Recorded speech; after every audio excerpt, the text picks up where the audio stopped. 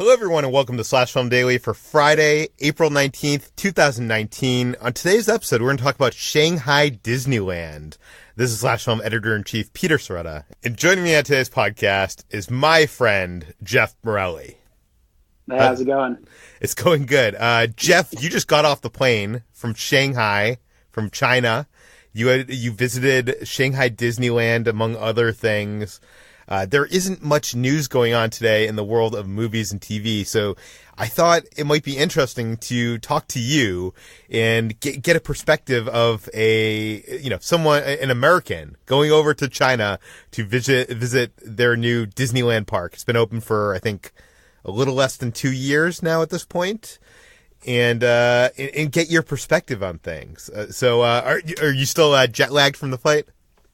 It was like a 12-hour flight back, 15-hour time difference between LA and Shanghai. We started in Shanghai, and then it's a 2-hour trip to Beijing, and then 12 hours from Beijing. Got to sleep. It was actually really easy coming back. Slept most of it, so feeling pretty good right now. Yeah. Okay, good. I think a lot of people will be interested in this because a lot of people that are theme park fanatics, like you and me, we like to, visit the theme parks all around the world. It's my goal to eventually go to Disney Tokyo Sea. I know you've been there. You went last year or 2 years ago. But I'm interested to hear about Shanghai because this is the newest Disney park resort around the world. So I guess, how is Shanghai Disney different than the parks in the U.S.? So for Shanghai Disney, I mean, there's a lot of, I think, misconceptions about Shanghai Disney right now. There was a lot of talk before when it opened that the park is just so crowded you can't move, that culturally it's just very different over there, that people are just cutting lines rampantly, that people are going to the bathroom in bushes, and the park is just trashed. I don't know if that was the case before, but that definitely wasn't our experience for the 2 days that we were there. One of the days was actually pretty calm, and the next day was much more crowded. And while there are some cultural differences with personal space, we didn't really deal with the things of line cutting or like improper line management. It's mostly just people are on top of you as you're standing in line. So that was the big thing that we were worried about going in, is that the park was going to be gross and nasty and all that. But I mean, the employees were cleaning constantly while we were there. For the most part, being English speaking, and them not really being English speaking there, communication wasn't much of an issue. They seemed to understand the proper things to get you to where you needed to be, to understand things like single rider if you wanted to do that, or are a lot of the signs like in both languages? Oh yeah, the signs are all in either English or Chinese. I don't remember any other languages, but definitely those two for everything. Well, that's cool. Okay, when this park opened, I watched some walkthrough videos on day one of people that just like posted, 3-hour videos of them wandering around the park. And to me, it looked like this is like a phase one. This is like when Disney California Adventure opened up, and it was clearly just like the beginning of their, theme park empire. Like, I feel like, I went to Disney California Adventure, I think a year into, after it had opened, and it was kind of disappointing. And now, more than 10 years later, it's, I actually think a lot of people like it more than Disneyland, proper. Do you think that that's the case here, that this is like the beginning of a theme park? Absolutely. It feels very much, if you've been to Disneyland versus Disney World is much more spread out, and it takes a while to get from thing to thing. But the flow of Disney World doesn't feel like there's just empty space where something could eventually be. Where at Disney Shanghai, the park is huge. It takes forever to get from one side to the other, but it feels like there's a lot of empty space where eventually rides or attractions are going to be implemented. Expansion pads. Exactly. Let's talk about tickets. Like, how much does it cost to get a ticket to Shanghai Disney? I know for like Anaheim, If you want to do a park hopper in Anaheim, I think it's nearly $200 at this point. Tickets for Shanghai were close to $50 US. It's depending on the exchange rate, it's somewhere in between $50 and $60 US. We got in to the park area. We stayed at the Toy Story Hotel, and we got there at like 3 p.m. And the park surprisingly closes at 8:30 p.m. every day. So it's kind of like our Universal Studios in Hollywood. It closes like super early. Exactly. And I was like, you know what? Let's just go over to the park and do a half day. And it was no cheaper than normal, but it was still only about $50. Now, the interesting thing that they do at Disney Shanghai versus any of the other parks is that when the park opens, there is the normal free fast pass system that you can use via the app, the same way that you can do it at Disneyland. Oh, so it's not like the Magic Bands in Florida. Exactly. And everything there is via the app. Everything that they want you to use. There's actually a separate app also for PhotoPass. So they want you to use the app for buying your tickets and getting your fast passes and making your plans for the day. And then there's a separate app for photo passes where all your photos go to the app. And what's funny about that, you just reminded me, is that your photos, you can see them on the app, but to protect from you screen grabbing or stealing the photo, your photo's completely blurred, and then you put your finger on the photo, and wherever your finger is reveals just that little circle of the photo. So You can drag your finger around to be able to see the different parts of the photo, but you can't see it in whole. So theoretically, you could take a video and drag your finger around and then take that video into Photoshop and piece together the photo, but that would be a pain in the ass. Theoretically, yes. Yeah. Okay, but so with the fast passes, the thing that's different in Shanghai is by 11 a.m. the park opens. There's a magic hour from 7:30 to 8:30 if you're staying at one of the two hotels, and then the park opens at 8:30. By 11 a.m., all fast passes were sold out for the entire day. But then they have a system set up where you can purchase individual fast passes. For some of the rides, they don't even have fast passes, but they do have what's called the Premier Pass, which is a paid-for fast pass that is good for the entire day. There's no specific time when you have to use it or you don't. And those start at 80 yuan, which is, if I'm not mistaken, it's about $12 US. So you're talking about per ride? Per ride. And then it starts at, per ride is 80. And those can sell out for the day, but we notice that those come back. So I guess it depends on if people use them.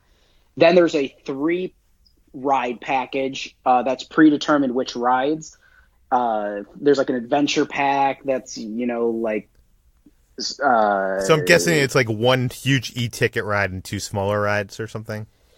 It's like 2 bigger rides and then 1 smaller ride. Yeah. And then there's a 6-pack and an 8-pack, which 8 covers, I think, all the rides that have Premier Pass. So we actually did that the first day we got there because we only had a few hours and weren't sure how busy the park was going to be. So we went ahead and bought the 6-pack, and it was well worth it. I mean, we got lucky though with Tron. We got there and the ride had been broken, and when we walked up to it, they had just opened it. So we got to ride Tron with 0 wait time the very first time. Yeah. And it's interesting that they're not using magic bands here, but I've heard it's because the Chinese all have phones with, what is that, RFID or whatever. So it didn't make sense. Like they actually did some surveys with the Chinese people that they would rather just use their phone than use another a wristband of some kind. Yeah, that makes sense. They definitely are on their phones, maybe more than we're on our phones. Yeah, and you're talking about Tron's the roller coaster. I think it's called Light Cycle Spin or something. It's called Light Cycle Power Run. Or Power Run. Is that the best ride that you experienced there? So ever since Shanghai opened, Tron has been the ride that I wanted to ride. That was the very first thing we did when we got there. We rode it. It's very cool. Thematically... Yeah, this is my question to you, because I'm a huge fan of Tron and Tron Legacy, and I want a thematic ride, but it looks like it's just a roller coaster that looks like Tron. Exactly. You walk in, and in the first part of the queue line, there's the giant aperture I guess that's what it's called, the big aperture the thing big like device that sucks you into the computer. Exactly. And then you go into the next room and you're walking down these hallways and it's all like lit up kind of like the grid, and you got the music. Get to the queue room to actually get on the light cycles. At this point, everything's like, this is amazing. You get on the light cycle, and then as you're going, what's really cool is they have these mirrors. So if you look to your right, you can see yourself riding the light cycle, which is kind of cool. That is cool. But once you actually start the ride and you get onto the grid, there's no real Tron. You're supposed to be in a race. Like the whole queue, the videos, it's all talking about how you're this blue team racer and orange team always wins. And then once you're on there, like, it's not like you're in a race. And then at the very end, there's a video screen to your right where you see an orange racer who goes underneath you to a video screen on your left, and then they crash and explode. And there's a kind of a cool effect with these mirrors that gives you that that pixel breaking effect that you see in the movies. And that's it. That's literally the only time the entire ride that there's any sort of actual feeling that this was a race. I'm surprised that they didn't make this like a dueling coaster, kind of like they had dueling dragons in Universal Studios in Orlando, or I guess kind of like Radiator Springs Racers, that whole end race thing. Like that could have been cool to actually have two groups of people racing each other. Yeah, that's how, after we wrote it, that's the very first thing I was saying, is that's how it should be. What's cool on the ride, which got me thinking more about how when Universal opens their Nintendo-themed land, how to do a Mario Kart ride. There's sections of the roller coaster where you don't really slow down, but you hit these arcing tunnels, and there's a sound effect, and it's like you hit a speed boost, and all of a sudden your bike goes way faster. And I was thinking about that with like when they do a Mario Kart ride, that is a very cool kind of technology that they can vary the speed of the roller coaster as you're going through. How does this coaster compare to other coasters you've ridden? Because this is like one of those ones that you like lay into almost like you're riding a motorcycle, right? Right. Yeah. You sit down and your knees kind of go into like a little stirrup, and you lean forward and you pull like the motorcycle handles in towards you. And when you do that, the back comes against your back, which has the identity disc. So it looks like you're kind of wearing an identity disc. And then there's speakers. Although that you have can't all the see sound that effects. Except for like, I guess in the mirror, right? Exactly. Yeah. And then the roller coaster very much feels like, if you go to Universal Studios and you do the Mummy ride, it's kind of like that. It's kind of like a trimmed down version of Space Mountain, where you're kind of like spiraling inwards kind of deal. You're making the sound a lot less exciting than I assumed it was. I mean, I can only go based on the videos I've seen, but it looks more intense than like the Mummy or Space Mountain. When it shoots you off at the beginning in the same way that the Mummy does. And then it's got these little speed boosts as you're going through. I'm not saying that I was disappointed at all in the ride. I was been wanting to ride this since they announced it. But I will say that I didn't walk away from the ride like, oh my God, this is the greatest ride I've ever ridden. There was another ride there, though, that I absolutely have said is maybe the best ride I've ever ridden at any theme park I've ever been to. Okay, before we get to that, we should say that the Tron roller coaster, they're building one in Orlando at Magic Kingdom Park. So that will be coming stateside. You won't have to go to China to experience this like Jeff did. But okay, so I think I know what ride you're talking about. You said this is the best ride you've ever ridden in any theme park? At any theme park. And at Disney Sea, I did Winnie the Pooh's Honey Hunt, which was a crazy ride. And I know a lot of people say that that's one of the best rides ever. The very first time I rode it, I'm not exaggerating. The entire time I was riding the ride, my jaw was just dropped, and I was staring around in awe. I couldn't believe that this was a ride, and I couldn't believe that we don't have anything even comparable to this in the States, especially with all the new rides that have opened in the past so many years. So you're talking about Pirates of the Caribbean: Battle for the Sunken Treasure? This is a dark ride based on the films and not necessarily a recreation of the Pirates of the Caribbean rides that we have stateside. It is not at all like the Pirates of the Caribbean that we have stateside. It's based off of the second movie, for sure, because it's Davy Jones is the protagonist, or is the antagonist. Jack Sparrow is the protagonist. There is a couple nods to the original ride as you're going through in the very beginning. They have like the jail cell scene with the dog and the guys reaching for the key, except they're all dead. They're all skeletons. And what kind of ride? This is a boat ride, but it's not like the free running boats that are in Disneyland, right? Correct. It's about 6 to 8 seats wide and just as many deep. So they get a lot of people on this, and it has a lap bar system, because this ride doesn't just move in one direction. This ride moves forwards, it moves backwards, it moves in these big arcing kind of circular motions around things. Yeah, the boats are magnetically propelled is what I've heard. Yeah, it's crazy. And what makes it even crazier is that you're on water the entire time. So you don't see any sort of track. I believe it's trackless to begin with, like you said, magnetic. But the fact that it's on water is just adds a whole nother element to the technology.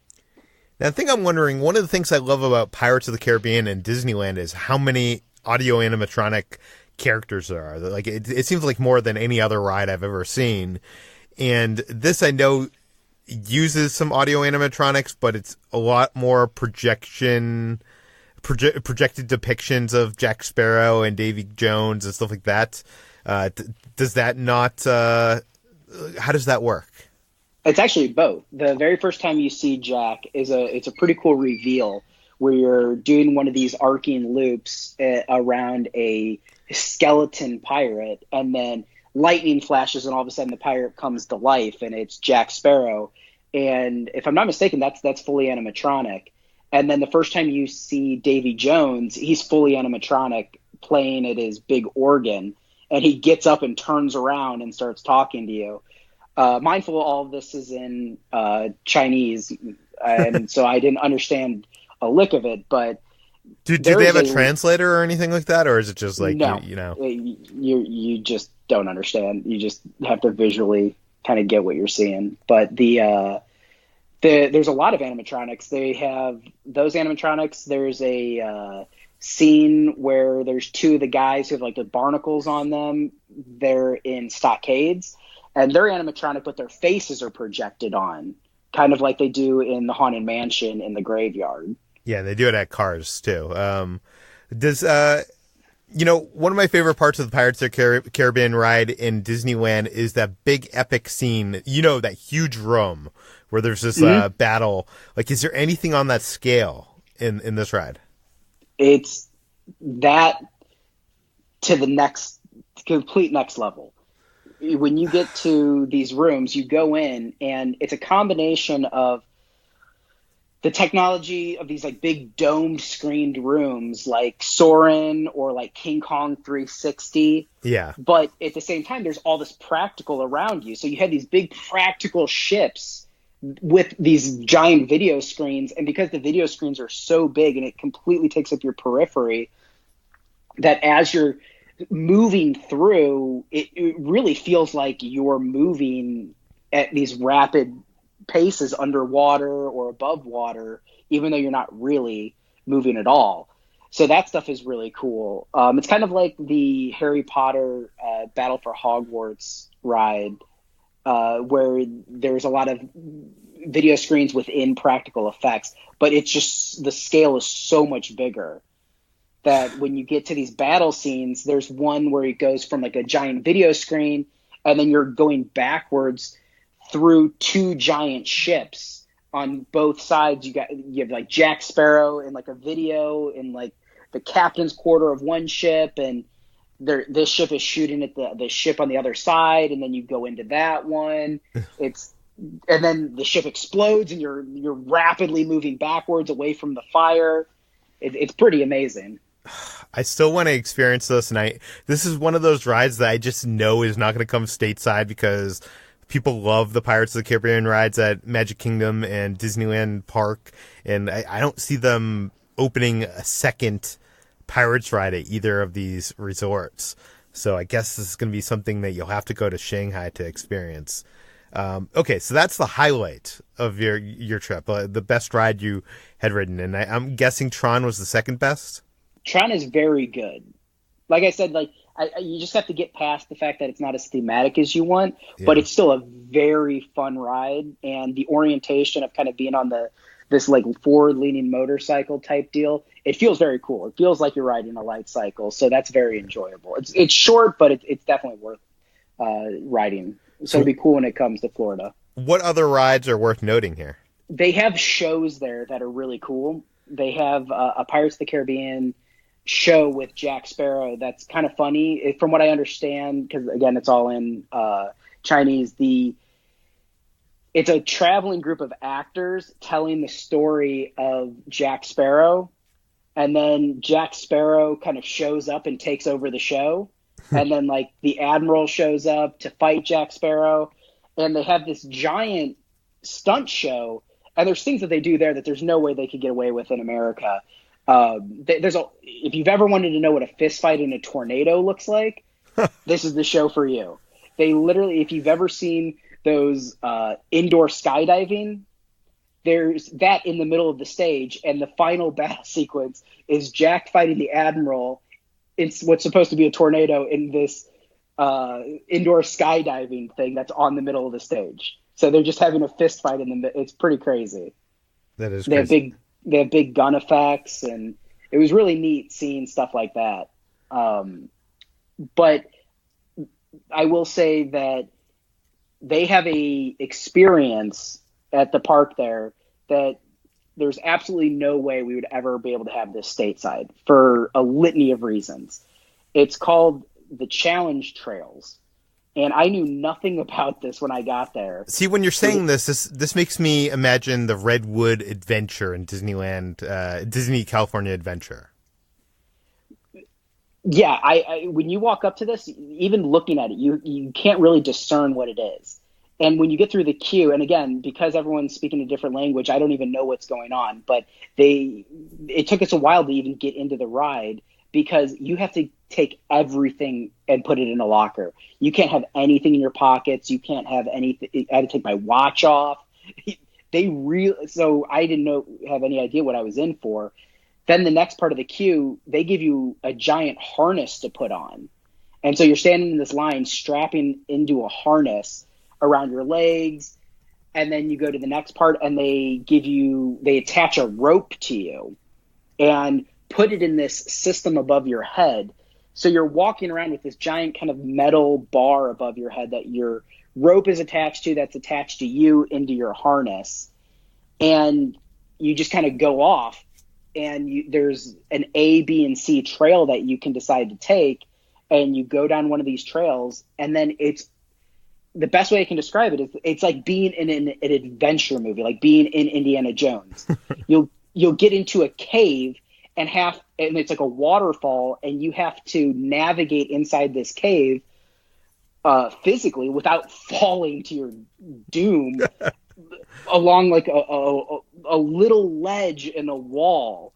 Like you're in a video game, you're like backs against the wall and you're like skidding through, and if you fall, you fall, and this rope will catch you, but it definitely feels like you're at peril the entire time. Rope bridges where, planks are missing, and there's different difficulty levels at each section. So there's one where you can just kind of, easily walk through, and then for the more adventurous people, there's ones where you're walking over, a 30, 40-foot drop where you're making almost jumping movements from plank to plank of a bridge that's swinging left to right. What section of the park is this experience in? Camp I can't remember the name of it. Camp something. It's its own little section, and all that's really there is this and that, and there's no theme to it. The whole time I'm like, oh, they could theme this after Indiana Jones, like you're going through finding these artifacts, or Tarzan or something. It has no theme whatsoever. Camp Discovery is what it's called. It's the Challenge Trails at Camp Discovery. And I think Camp Discovery is kind of part of Adventure Isle, which is kind of their Adventureland kind of thing. There's Roaring Rapids. Did you try that? We did Roaring Rapids. Yep. What's funny is they sell ponchos in line for I think 10 yuan, so it's like less than $1 to get a poncho, and everyone buys them, and then you ride the ride. That was fine. It was the same as Grizzly River Run here. We didn't get wet at all on it. Yeah, and they have, what else do they have? They have Tomorrowland. They don't have a Tomorrowland. Or they have, is it called something else? It's called it's called Tomorrowland, but all that's there is Tron, the Stitch experience, which is really cool. I really wish that there was a way to understand what is being said if you're not a native speaker, because you're in a little theater and there's a big screen with Stitch on it, and he's flying his spaceship, and he's talking to the audience, and the technology has him looking at certain people in the audience. And so is this like Turtle Talk with Crush kind exactly of thing? Yeah. And so he's talking to them and making jokes, and there's videos of you on the screen, but it's really cool technology of him actually looking at people and gesturing and being excited about or sad about things that people are saying. And it's a very interactive, cool experience. And they also have Toy Story Land. This is the park's first expansion. I haven't been to the one in Orlando. Is this kind of the same thing? I haven't been to the one in Orlando since it was remodeled. I kind of saw the beginning of it. Yeah. But Toy Story Land was it was cool. We didn't really do too much in there. We just did a little bit of a walkthrough. The big ride there, Rex's Racer, was closed for, they're remodeling it right now. They're doing refurbishments on it. So we got to see it, but we didn't get to ride it. Then they also had Slinky Dog Spin, which is basically just like a little roller coaster looking thing for kids. I think. A kid coaster, yeah. Yeah. And then they had, what's it called? It's basically like Mater's Jamboree. Yeah, the swinging, like, spinny things. Yeah, except it's Woody's Roundup, or it's like a Woody thing. Yeah. It's Woody's Roundup. In Orlando, they have it based on the aliens from Toy Story, is basically how they retheme it there. In Fantasyland, of course, there's the Enchanted Storybook Castle. This castle probably makes our castle at Disneyland look like a children's toy, right? Absolutely. And what's really, I took a million photos of this castle. The park is so designed in this really cool way where everywhere you're in the park, this castle kind of looms. So wherever you are, you can get these incredible views and vistas of this castle. It's always different. There's so much about this castle. It's so big and it's so intricate that you kind of want to see it from all angles. And then there's a walkthrough of it that you go up these big stairs, and there's these beautiful busts as you're going up the stairs of every Disney princess. And then there's these video rooms that tell the story of Snow White that you go from room to room to room in.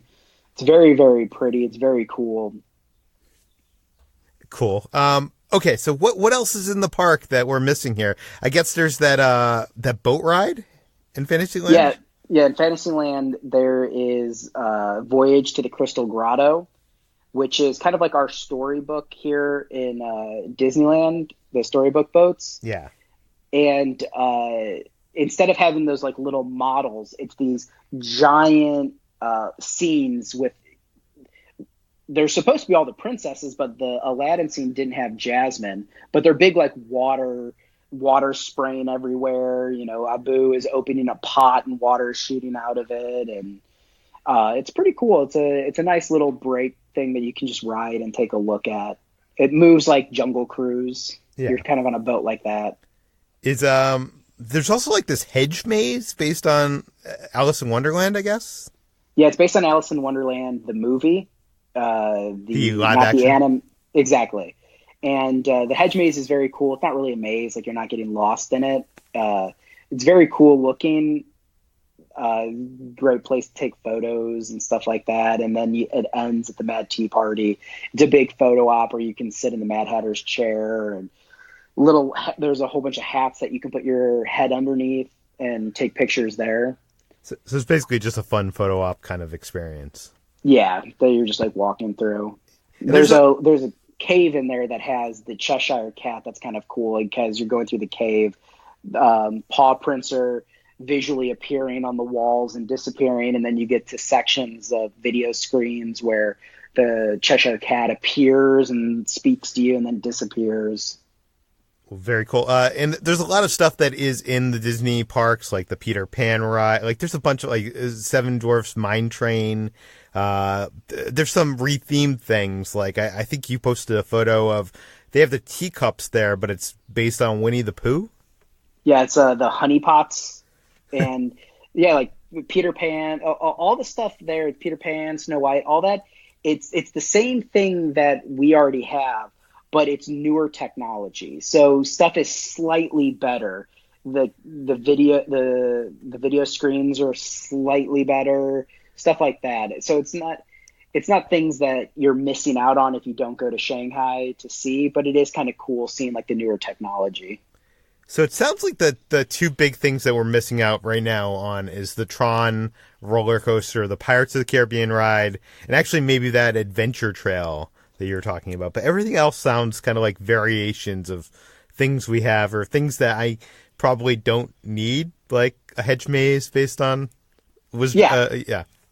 But then you do Buzz Lightyear's Planet Rescue, which is basically like our Buzz Lightyear at Disneyland, except the technology is just way better. Every gun has a color-coded laser pointer, so you always see where you're aiming versus the person sitting next to you. The firing mechanism just works way better. It's way more accurate. I'm sure The that's only probably the technology that they're using for the Ant-Man ride that just opened as well. I'm guessing. Yeah, I'm sure. And the only thing that I like better about our Buzz is that everything that you're shooting are these just giant video Z's, and it doesn't have as much variety as the look to the rooms and everything as ours does. It looks like you're just looking at a bunch of brown Z's everywhere that every once in a while turn green. Yeah. Okay, let's talk about the food. Was there anything interesting food-wise that you consumed at the parks? I will say that the food might be the most disappointing thing for us. When we went to Tokyo, Disneyland, and Disney Sea, the food there not only looks amazing, but it all tastes amazing. Where here, everything we got looked really good, but wasn't that great. We got the ramen noodles that has the Mickey Mouse 3D egg, and it's very bland kind of tasting. And this wasn't our experience in the rest of China. The food that we ate in China for the most part was amazing. Just at the park, most of the stuff that we went to Remy's and got a bunch of different desserts there. Everything just tasted a little bland and wasn't what we were hoping it to be. And do they have a fireworks show? So in Shanghai, interestingly enough, because of air quality, fireworks are banned as far as I know. So Disney had to get special permission to have fireworks at their castle show, but they're very tamed down. They're a lot more sparkly kind of fireworks with a few booms, but for the most part, what you're there to see at the end of the night is the projections on the castle. Now, this is where we had our probably most disappointing part of the entire trip.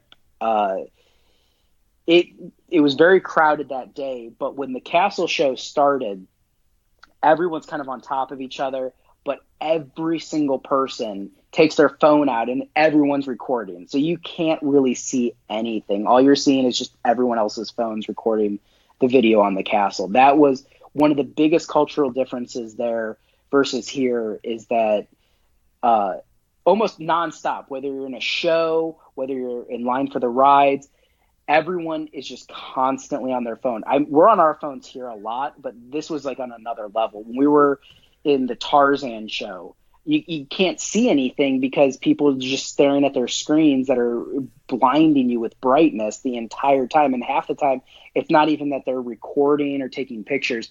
They're just on social media or doing something like that. So it seems very acceptable, socially acceptable there. But that was a big thing that was a kind of a shock to the system for us, that a lot of times you're losing out on seeing things just because everyone's got their phones out. Was there any other surprises, good or bad, from this park?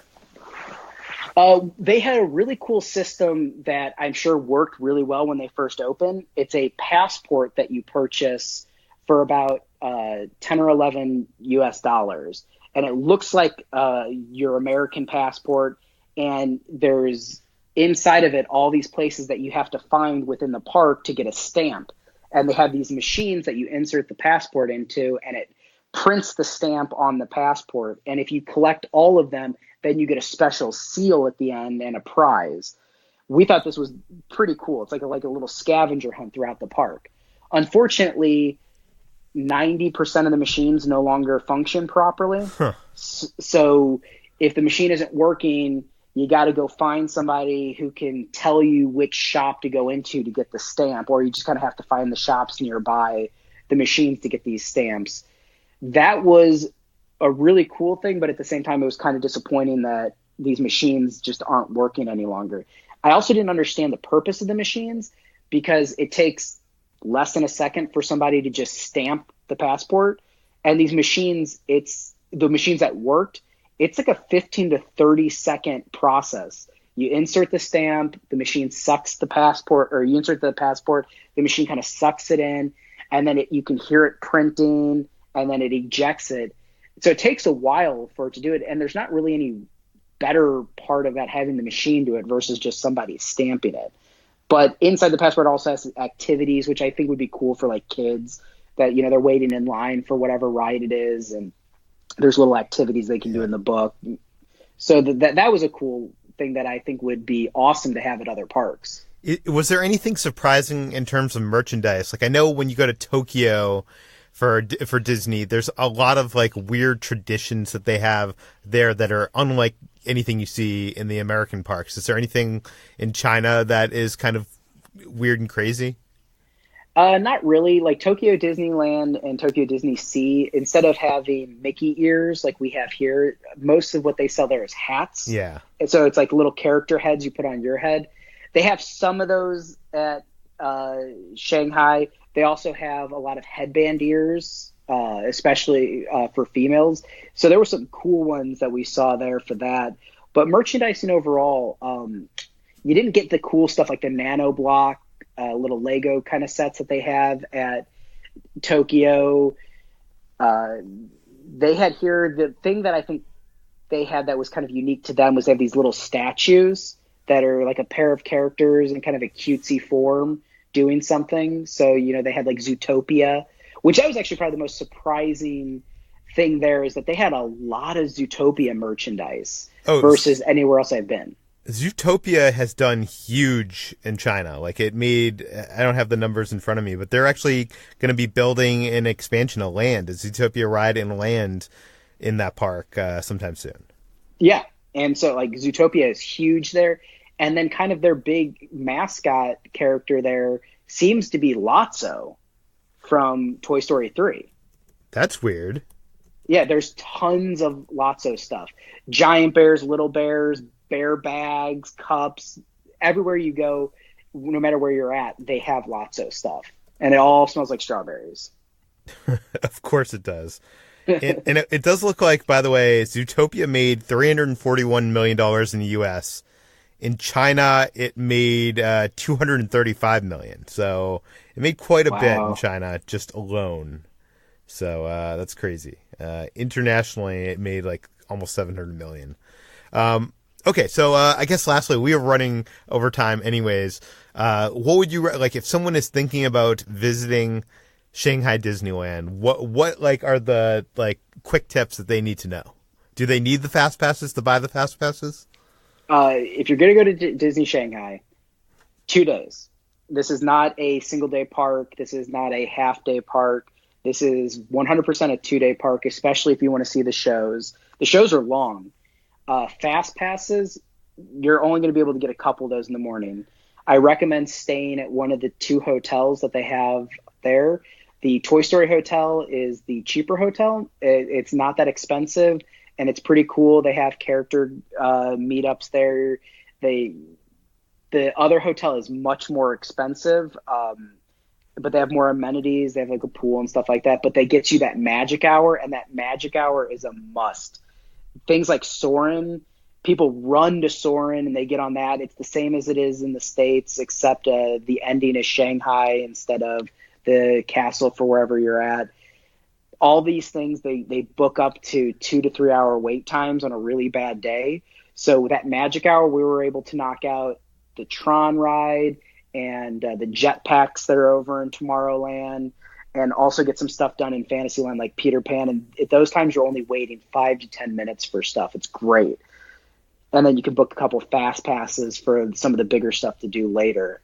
But you always have that option of buying the passes for the other rides throughout the day.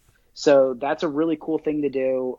Price-wise, you're used to spending $100, $120 to $200 a ticket. So here you're already spending $100 or $50 to get into the park. So you could use that, additional $50 to $100 to buy passes for other stuff if you don't want to wait in line. But that's the big thing. 2 days, you kind of have to plan that just so if you want to get everything done. Sounds about right. Okay, so Jeff, usually at the end of the podcast, I have someone plug whatever they are doing. I know you are an editor, so if people are watching the NFL or UFC, they've probably seen your work. But do you have anything to plug here? You can find me on MovieManJeff1012 at Instagram if you want to see some photos from Disney Shanghai. Cool. And you can find me at /home on all social media. You can find this podcast published every weekday on iTunes, Google, Overcast, Spotify, all the popular podcast apps. Please feel free to send your feedback, questions, comments, concerns to us at peter@slashfilm.com. And please head on over to our iTunes page, give us a 5-star review, tell your friends, spread the word. And we'll see you on Monday. Wait, so did you watch Game of Thrones while you were over there? We wanted to watch Game of Thrones so bad while we were there, and the Great Firewall in China is no joke. I bought a VPN before I left and had it installed and everything while we were there. Just recently, they've really started to crack down on VPNs. So it couldn't connect to any of the VPN servers there. I had to get in contact with the VPN that we bought, and they sent me kind of like some secret backdoor instructions on how to install stuff on my iPhone to be able to connect. So when we were on Wi-Fi there, we were able to finally connect and get on, but HBO Go wouldn't work. It would never connect to their servers properly. So we weren't able to watch it there. But in the research I found there, Game of Thrones will be airing, I guess, in China, but they're going to heavily edit it. Oh, wow. So there's going to be a lot less violence and a lot less sex. And I guess people are trying to petition over there to have it unedited. That is crazy.